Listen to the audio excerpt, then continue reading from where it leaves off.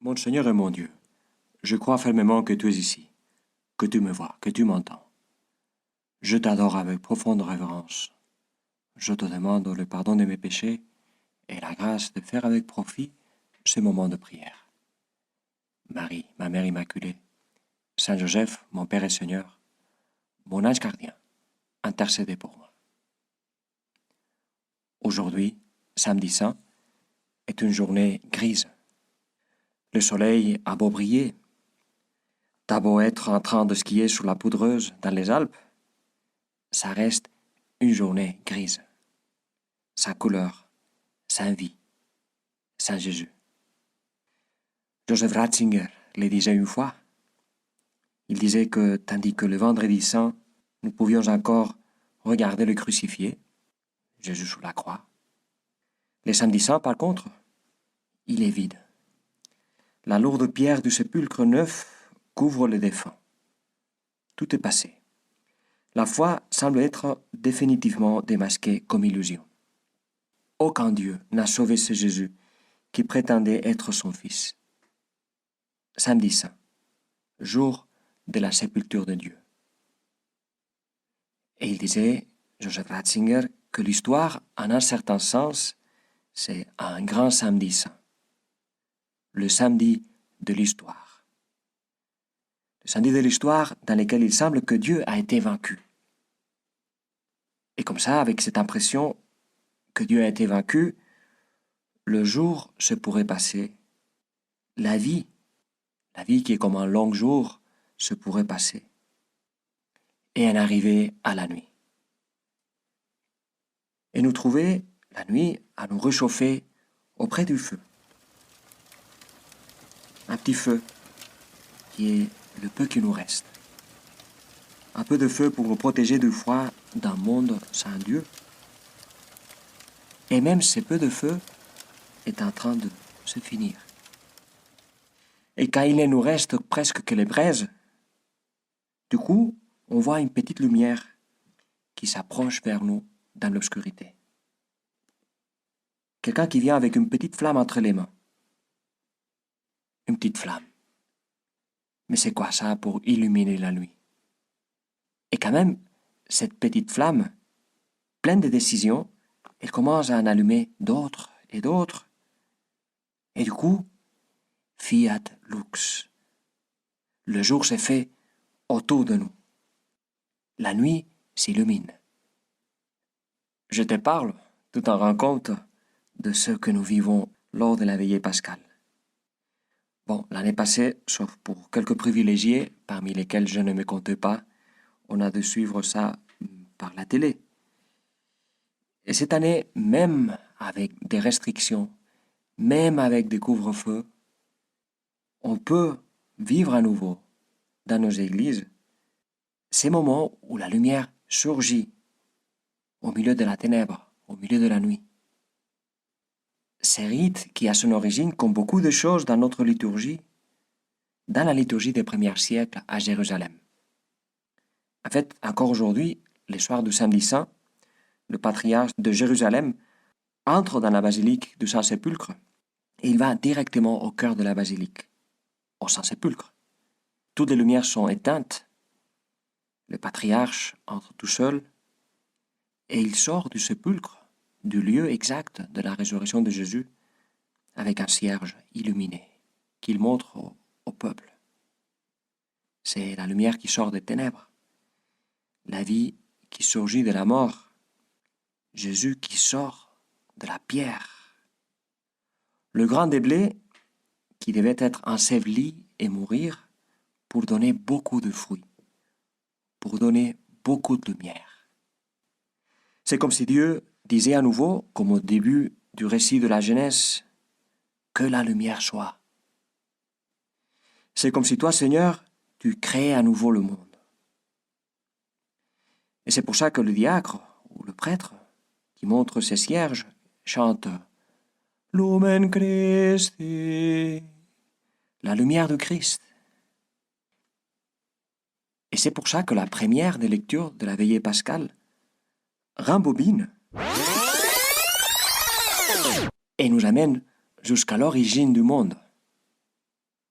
Mais rembobiner, c'est seulement une façon de dire, parce qu'en fait, c'est pas comme si avec la résurrection, toi Seigneur, tu crées à nouveau le monde. C'est que tu les crées à nouveau. Avec ta résurrection, Jésus, tu renouvelles toutes choses. Au milieu du samedi de l'histoire, le nouveau monde commence. Avec ta résurrection, Jésus, la Trinité en entier, le Père, le Fils, l'Esprit Saint, disent pour toujours comme il est bon ce monde que nous avons créé, comme il est beau. Malgré toutes les guerres, tout le mal, toute la haine, toute l'indifférence, le monde est bon, le monde est beau. La Trinité le dit déjà pour toujours, et pas comme qui porte un toast.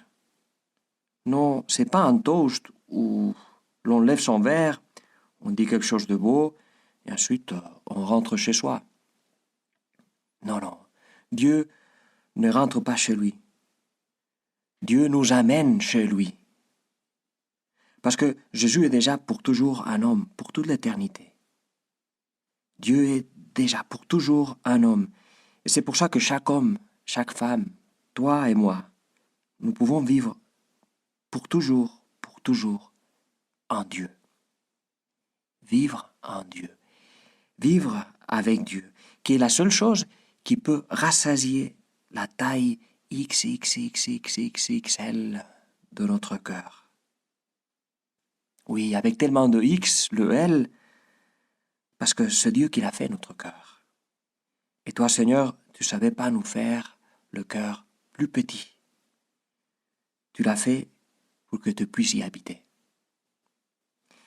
Et c'est ça, tout ça que l'on chante dans l'hymne Exultet, qui est comme la musique qui accompagne cet éclat de lumière de la résurrection.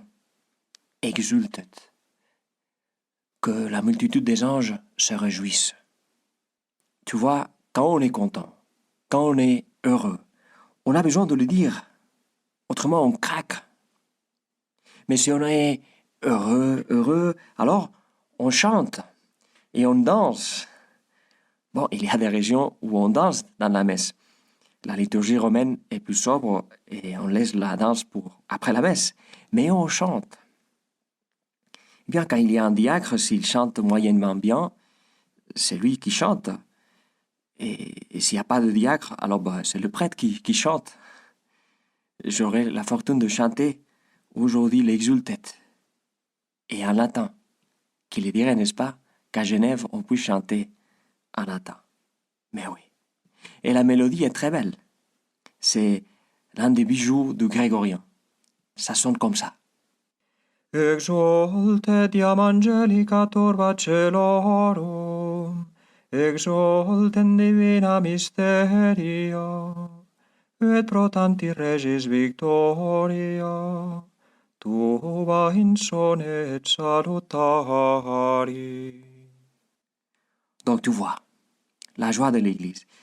La joie de l'Église. Si on devait indiquer un fait, un jour, pour expliquer ce qui rend lucide la folie des chrétiens, la folie de la croix, la folie d'appeler mal des choses que le monde appelle bien, et d'appeler bien des choses que le monde appelle mal.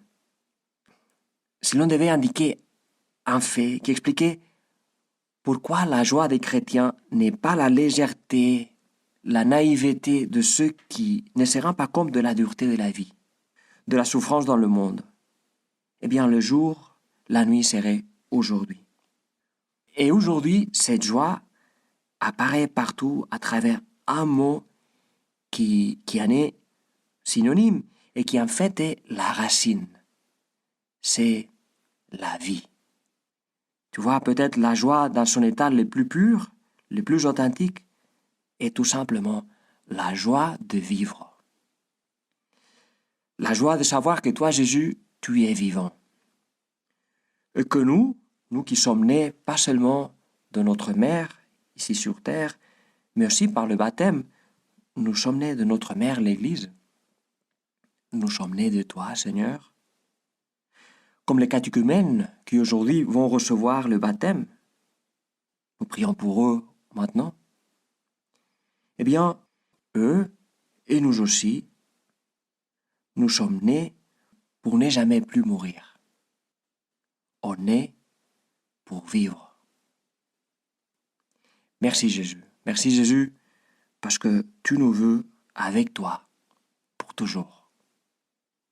Je te remercie mon Dieu de mon résolution, des actes d'amour et des inspirations que tu m'as communiquées dans cette méditation. Je te demande de m'aider à les mettre en pratique. Marie, ma Mère Immaculée, Saint Joseph, mon Père et Seigneur, mon ange gardien, intercédez pour moi.